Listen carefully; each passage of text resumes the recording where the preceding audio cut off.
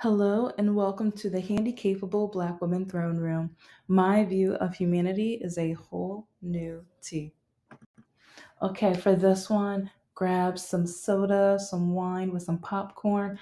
It's going to be a story time, movie reading, breaking it down, kind of like a novel. If I was to write a paper for a class or for different classes, how would I break down Elio?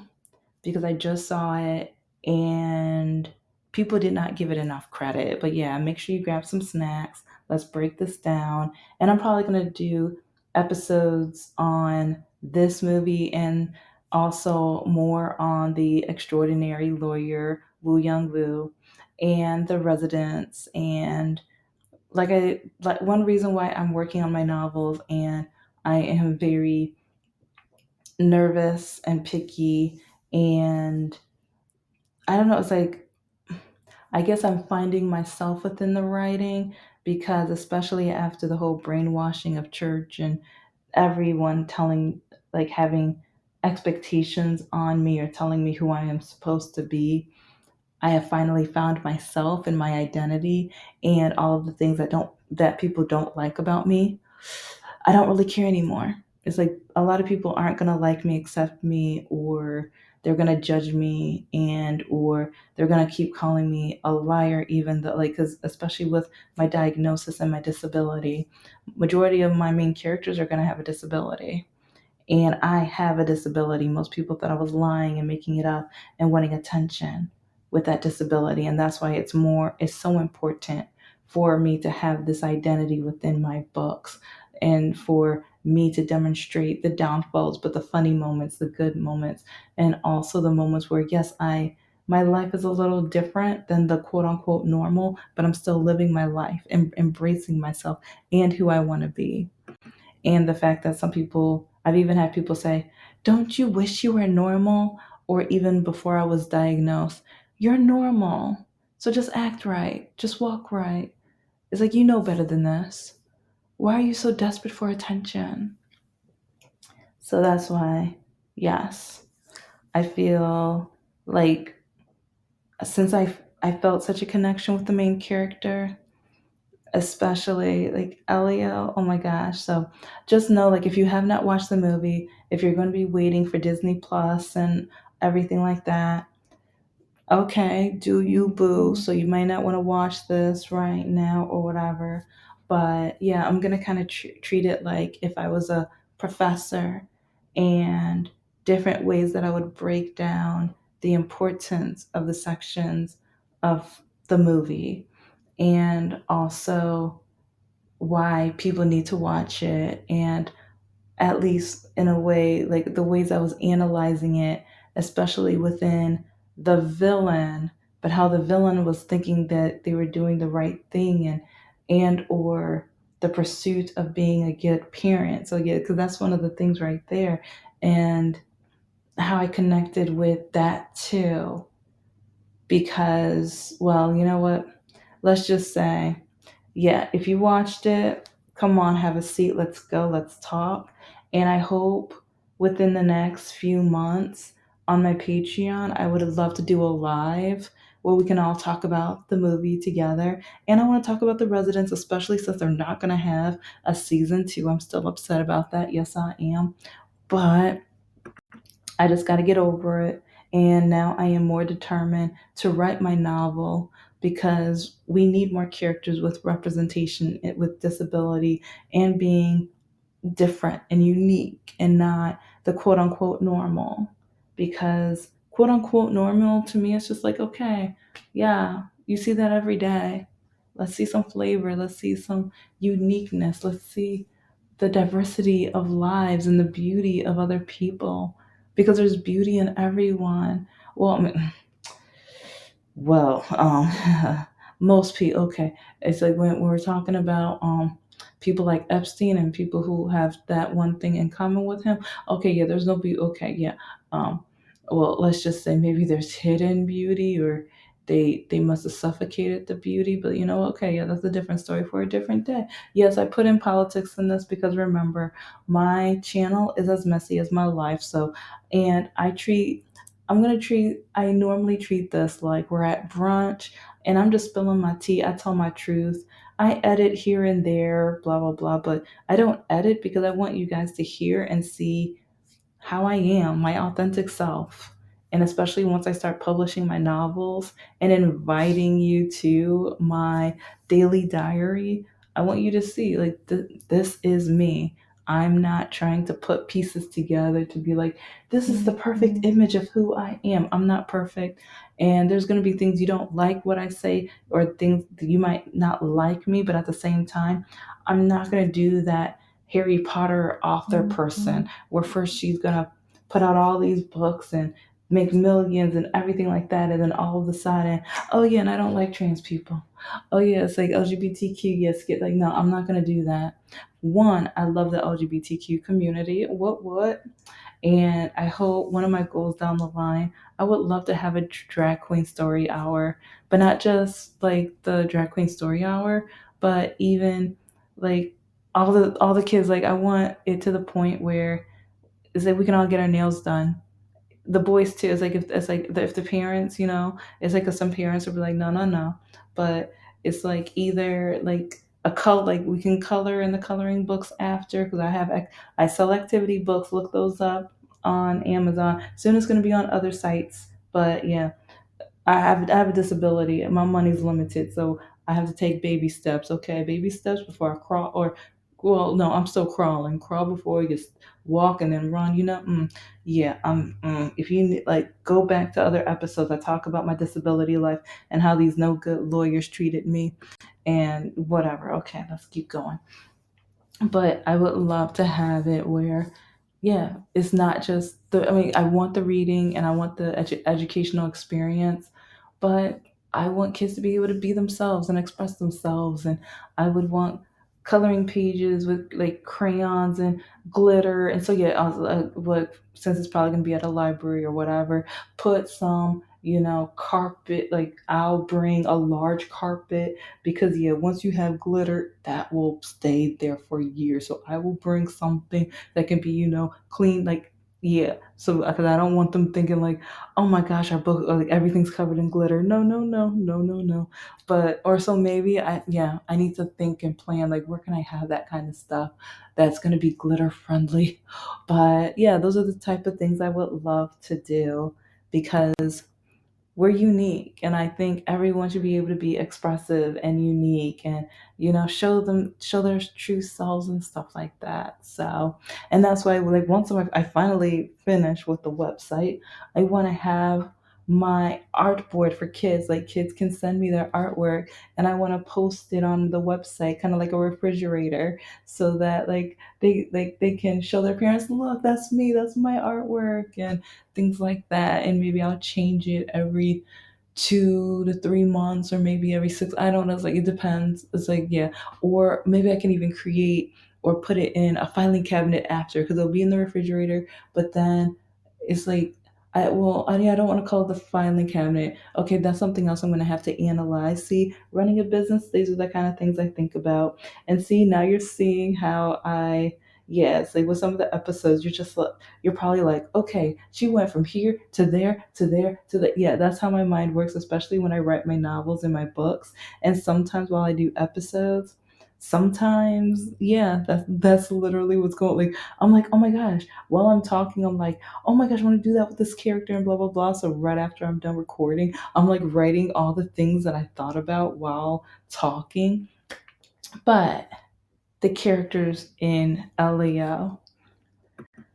To start, Elio is such a sweetheart, and I connect with him because, yeah, I was teased and like I didn't fit in at all, and I didn't know why, but I didn't, and I don't, and he feels alone, and especially after my diagnosis, I feel alone, so I understand his emotions and also wanting to search for what's out there, for aliens to come and get him because that's kind of like a new family. It's like his, I mean, his parents passed away at such a young age. Like my mom just passed away a few years ago.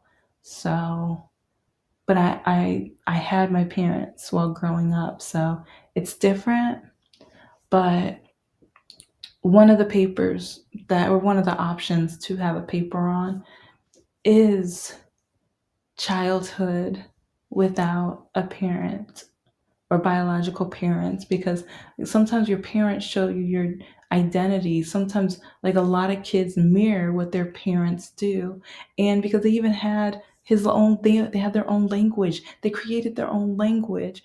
And part of the thing with aliens, I'm thinking that was from his parents. And maybe it's like the parents, I wonder what they did for work, because even with what his aunt did, it's like she was getting offered to go to the camp or the organization for to be an astronaut and stuff. So I'm kind of thinking that they were in the sciences too. So because to have a science language, or you're creating your own type of alien language, and then for your aunt to be in this field. So I really want to know what they did.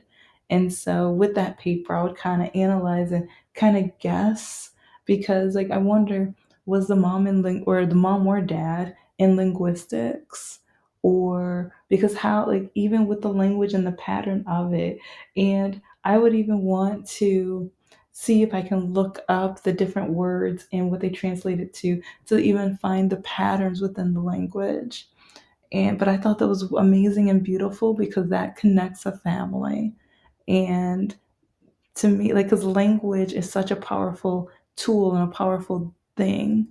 And especially when I hear different languages, it's like I love the beauty of it. And when I hear people in public, and I mean, I'm on my business, I mean, I don't understand them anyway. I wish I did, but I only know a little ASL and un poco español. Oh, yeah. I didn't like my Spanish teacher. Yeah, different story for a different day. But the beauty of language. And language was such a theme within the movie. And I know I'm probably going to need a part two and part three with this, and maybe even a part four. But yeah, I'll spread it out, whatever. But I think that, like, one of the papers would be the embodiment or importance of family and parenting, and the mirror of parenting, or even the language in parenting, because you have to have such a bond to create the language and to talk it amongst each other with that. And I just thought that was so beautiful with the movie whenever he spoke in that language. And then when, like, near the end and stuff, is when the aunt was also doing that. It's like that's one of the times where I got a little emotional, because I'm like, yes, it, okay. I was like, I thought it was beautiful, and I thought that really helped bond them and put them together. But a lot of people don't understand how kids watch and mimic parents, because they're learning. Because just like when people are training the dog or cat and stuff, like when the dog has puppies, I keep hearing different dog trainers say that the puppies need to stay with the mom for a certain amount of time, so they know how to be a dog.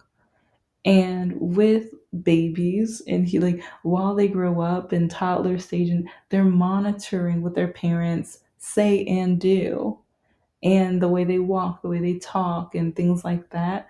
They are monitoring and they're looking, like, is this right? Is that right? Why do we do this? Why do we do that? Can I, like, am I capable of doing this? Or, okay, mommy's doing this way, but daddy does this way. And then even with potty training, it's like whichever parent is, like, it's like usually you want the same gender parent, because it's like, but I mean, sometimes it doesn't work like that. So sometimes the parent has to, you know, teach in a different way to make sure that child understands, I do this way, but you do this way. Okay. So, but one of the main things would be about what happens when the parent passes away, and who you're supposed to mirror, how you're supposed to mirror and grow. Like, how are you supposed to find your identity, when a lot of the times part of your identity is from your parents? And so when you lose that, are you losing part of your identity? or does that open you up to the possibility of who your or what your identity is going to be? And so, I mean, yeah, and so with some of these, I'm probably going to do a whole episode and stuff, but this is just kind of like a run through because, yeah, while I write my novel and stuff, it was just kind of funny and cool with, there were some points in the movie where I'm like, oh my gosh, I'm doing that too. Or it's like with the symbolism and things. And I just thought people didn't give it enough credit. And it doesn't have the songs, and but it's like it's Pixar, but it's like with some of the things that Disney's known for, and also with some of the emotional parts, it's like maybe like I think adults, like a lot of adults would have enjoyed it. They could have connected to it. And also conservatives, yeah, I'm being political, I don't care. This could have shown the importance of empathy, sympathy, compassion, listening, and communication, because I think in like with the languages, with language, because language was such a core thing within this movie, because when you communicate through empathy, through understanding, through paying attention, and not just hearing, but listening, and not just listening, but like recuperating or responding in a way to show that you care or to show that you understand, agree, or disagree.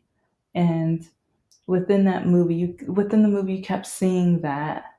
And also, like, especially with when he cloned himself, the aunt kept noticing things. It's like she knew, but she didn't want to know.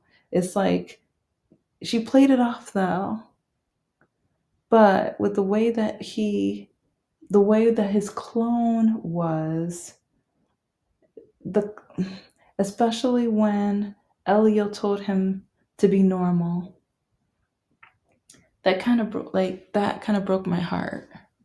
Because when he told him, no, no, don't act like me, like act normal, it's like that's not, I'm not quoting, but that's kind of basically what he said. And but the aunt knew, it's like, no, no, no, all of in one day, from going to that camp, no, no, it's like I've heard of miracles, but no. And so, and then and that's the funny thing, because the aunt recognized just like how the alien father recognized. It's like within like 30 seconds to a minute. And it's like a parent knows their child. A parent knows who their child is. And sometimes that is the case, but sometimes it's not. And sometimes a parent, like, because I really connected to the part with the alien and his son, because the father, he wanted his son to be something so badly, but he didn't want, the baby didn't want to. He didn't want to. And I connected with that, because especially if you've been listening to my episodes, my wanting of being an author. And my mom said she would kick me out the house if I tried publishing a book or publishing my books and stuff. And so I was so scared I didn't. And I connect with this character so much that I didn't until after she passed away. I didn't, like, I had a lot of things written down in different notebooks, but I hid them. I had to hide them literally. I had to. And so I connect with that character in a lot of ways, because the expectation and me being told what to do and what I can't do. And even in college, I wanted to major in English from the start, but I was told I can't, or I wasn't allowed, or that I was never going to accomplish or do anything with it, and et cetera, et cetera, et cetera. And so I started off with the major they told me I had to do, even though I knew I was terrible at it. And I told them I don't do well in this subject, yeah, biology and stuff like that. But they kept saying, no, we were going to do this. And that was a hot mess. That was a hot mess. Don't be scared to fail. Don't be scared to try. But if you fail, don't give up, or don't think that's your the only option. And if you failed, at least you tried. So I feel like, yeah, not exactly connected to the episode, but sometimes I feel like, especially from my life lessons and everything that I've been through, sometimes I have to say what I've learned because at least that this would help somebody in some way, some form. But back to the language, because yeah, this might be more of the communication, the language, and family connection with this episode. But there are so many different types of papers that I could write from this. But there was even, okay, I want to make sure I don't forget in this part and everything, but there was the communicator. And it was a cute little alien where it's like, I don't know, it was like chip away. It was like this cute little bubbly thing where it was just a part of it would be connected to you and it would translate in all the languages and you can understand everybody. But then also, like, because this, like, I would tie these two parts together when they were in the spaceship and like the aunt and Elio were both in the spaceship and they're trying to like go through the space, but they need help because of the space debris and they lose contact with Elio's friend. And I love the diversity too. You know, they had the black person, the white person, like, you know, yeah, they had diversity. What? But then they have diversity in this way too, like in space and on Earth, where when they lost connection with Elio's friend, but then Elio's friend found the guy from this space, like the one of the within the first 10 minutes. I think it was right after the fight that happened and everything like that. Yeah, I'm not gonna tell everything, but yeah, there's little fights beginning or whatever. And so he is in his garage at his house, and all of a sudden, you know, he's speaking, and yeah, because they were like, "We're sorry, you're telling the truth." He's like, "No, okay, yeah, let's get you through. I got you." And so, but then they lost connection, and part of me was just like, "Oh no!" But then all of a sudden, and like the beauty of diversity, the beauty of different languages, you just started hearing person after person from different countries where they could connect and they're like, oh, I got you, do this. It's like, okay, be careful, and like all in different languages. I believe it was like Italian and French and different, just different languages. You kept like they were teaming up together and it just showed the beauty of diversity in languages. And it, I loved it. It was so cool. And it showed the beauty of DEI in a way, and well, in a lot of ways. And so many conservatives are so scared of it, and they think DEI is so just whatever. Yeah, it's like you guys have heard, but that one scene shows the purpose and wonderful, like just cooperation of it. And then near the like right near the end of the movie, when Elio got that pin and he was so happy and proud, but he was just like, you know what, I need to go back home. And oh my gosh, when he had to make that decision, I was just like, oh my god, yeah, but I was just like, it's the right move. But oh, seeing how happy he was throughout his time there and the challenges and the leadership and the things that he had learned while there were just amazing. But when he said goodbye, because at the beginning of the movie he said, I love you, and all of the aliens throughout the movie would say, I love you. But with the translator, you knew they said, I love you. And so throughout the whole movie, it's like, and I just thought that was so beautiful that they're not related. They are not family. And it's like, right, they're not his parents, but they still showed compassion and love. And it's like they loved saying, I love you. And I thought that was absolutely beautiful. But then when he decided to go back home, the language thing plopped off of him and his aunt. But then all of the aliens started talking in their language, but you knew they were saying, I love you. You didn't need the translator because throughout the movie, each one was saying, like, after they would give like advice or like say something, they would say, I love you. And so part of me thought it was beautiful because there was no translation needed. You knew what each alien was saying before they left or before he left them. And so the beauty of language and diversity and inclusion and acceptance and the need of family, and it was just warm and beautiful.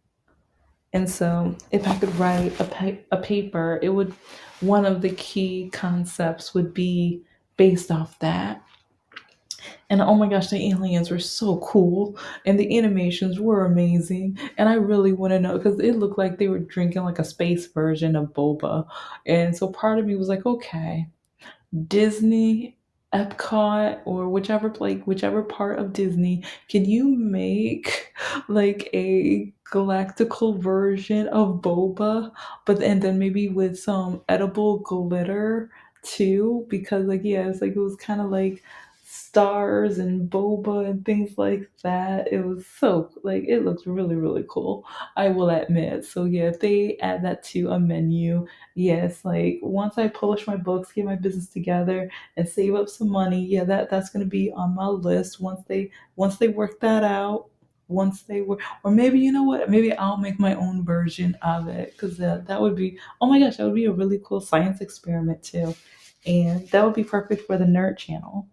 Could be yeah. So I would add that to my list, but other things that I want to be looking at with that maybe I'll do in future episodes because there's more things with the language that I because especially with well you know what yeah let me make sure with language and communication,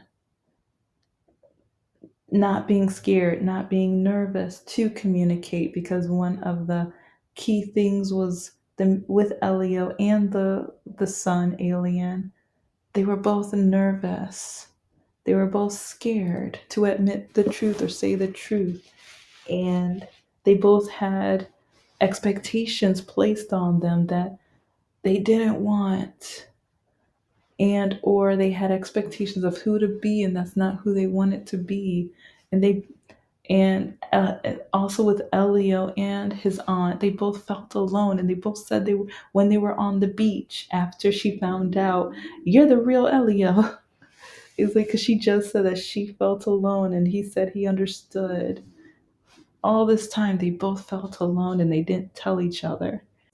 Or they didn't tell each other until it wasn't too late because it's never too late. I mean, well, but they told each other after that a lot of toxic time happened, or a time where they didn't understand because they didn't communicate and they didn't tell each other their emotions and feelings, and the importance of mental health, the importance of just telling your truth and telling your truth, your authentic truth, and being yourself. And the thing was he was himself, but he was with himself without his parents.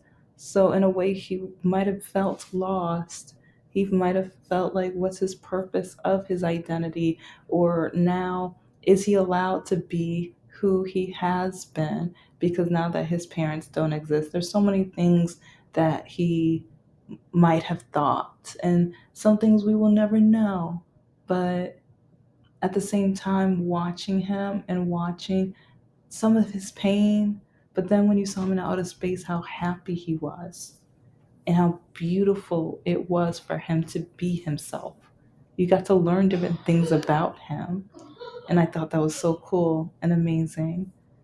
And I don't know, part of me just wondered like, did he get this from his mom or his dad and or both or which parts and stuff. So but communication and language and diversity would be that would be kind of the core of a thesis of a paper that I would write for, but I will have more very soon. Thank you so much for listening to the Handicapable Black Woman Throne Room. I am a woman, I am of color, and I am handy capable. But most importantly, I am human and you're human too.